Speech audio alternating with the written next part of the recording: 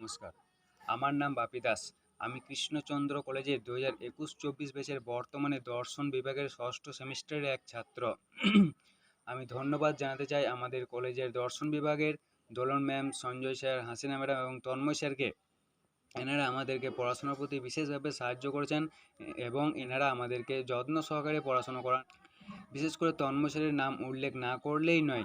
ইনি আমাদেরকে বিভিন্ন রকম শিক্ষামূলক উপদেশ দিয়ে উচ্চ শিক্ষার দিকে এগিয়ে নিয়ে যেতে সাহায্য করেছেন। এছাড়াও আমাদেরকে দোলন ম্যাম বিভিন্ন রকম শিক্ষামূলক উপদেশ দিয়েছেন।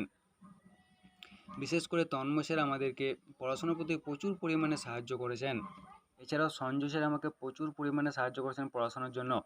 এনাদের মতো স্যার ম্যাডামদের ছাত্র হয়ে নিজেকে আমি ধন্য বলে মনে করছি।